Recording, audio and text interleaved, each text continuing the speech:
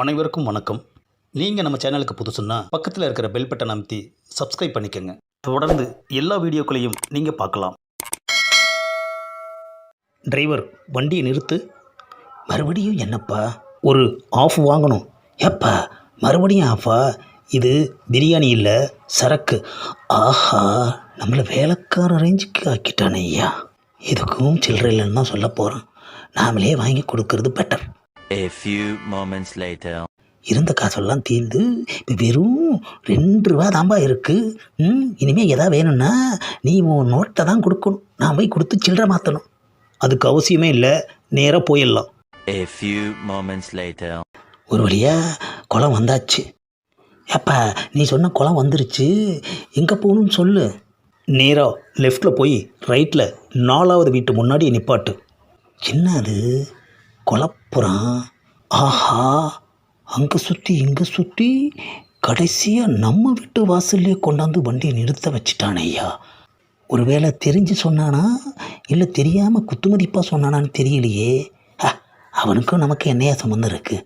அப்புறம் எதுக்கு நம்ம வீணாக பயந்துக்கிட்டு இறங்கி அவன் பாட்டுக்கு போகிறான்? ஏப்பா துட்டை கொடுத்துட்டு போப்பா. நான் துட்டு வாங்க வந்த வீடு பூட்டி கிடக்குது. என்னது, நம்ம வீட்டை பார்த்து பூட்டி கிடக்குதுன்னு சொல்கிறான்? ஒன்றுமே புரியலையேயா. ஏப்பா என்ன சொல்கிற? இந்த வீட்டில் இருக்கிற ஒருத்தன் எங்கள் மாமா கிட்ட வட்டிக்கு பணம் வாங்கியிருந்தான். அவர் வசூல் பண்ண வர்றப்ப எல்லாம் டிமிக்கி காட்டிக்கிட்டே இருக்கான். அதான் இன்றைக்கி எங்கள் மாமா நீ போய் வசூல் பண்ணிட்டு வான்னு என்னை அனுப்புனார். வீடு பூட்டி இருக்குது, பரவாயில்ல, எவ்வளோ நேரம் ஆனாலும் அவன் வர்ற வரைக்கும் இங்கேயே 2 பேரும் வெயிட் பண்ணுவோம். உனக்கு வெயிட்டாக நான் வெயிட்டிங் சார்ஜ் கொடுத்துட்றேன், போதுமா?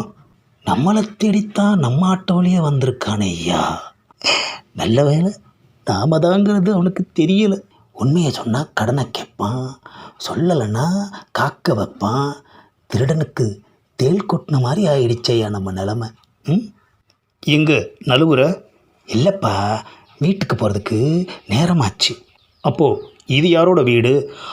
ஆஹா, நம்மளையும் தெரிஞ்சுதாயா வந்திருக்கான்.